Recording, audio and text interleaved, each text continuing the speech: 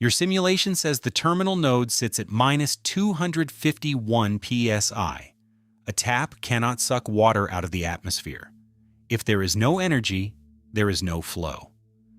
Today we break open why your hydraulic model is lying to you, and why pressure-driven analysis is the only honest way to model a water distribution network under stress. Here's the network. A small distribution line with a reservoir on the left at 25 meters of total head, 5 demand junctions stepping up in elevation.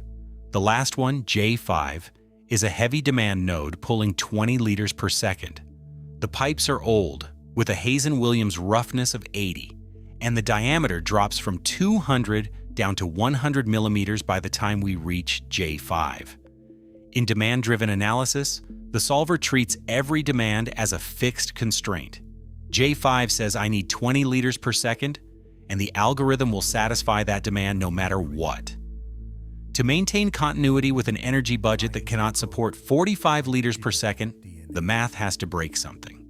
And what it breaks is the physics. The solver drops the head below the ground elevation to force the flow to happen on paper. Look at J4, minus 199 psi. Look at J5, minus 251 psi. The continuity equations are satisfied. Every pipe carries the demand you asked for. The residual is numerically 0. And every pressure reading past J1 is physically impossible. Mass balance satisfied. Physics violated. Each component. Pressure-driven analysis flips the relationship. Instead of treating demand as a constraint, we make it a function of pressure. When pressure drops to 0 or below, no flow is physically possible, and the node delivers nothing. Between 0 and the desired service pressure, the node cannot fully meet demand. It delivers only a fraction. When pressure finally reaches the desired value, the node delivers its full target. Wagner's classical square root form models that partial delivery transition. The square root term is what gives the curve its shape. This is the core idea of every pressure-driven formulation, from Wagner to Taniimbo to Tucchiarelli to Fujiwara. They differ in the shape of the curve, but the philosophy is the same. The network delivers what the energy allows, not what the spreadsheet declares. Same network, same reservoir, same pipes. The only thing that changed is how the solver relates pressure and demand. Now the story is completely different. J1, closest to the reservoir, gets its full 5 liters per second at 25 psi. Plenty of pressure. As we walk down the line, pressure collapses and delivered flow collapses with it. The terminal node at J5, 0%. It is effectively dry. Total delivered across the network, 18.4 liters per second out of the 45 we asked for.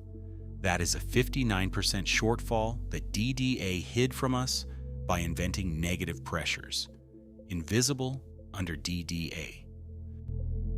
This is not an academic exercise. The decisions you make off these two maps are completely different.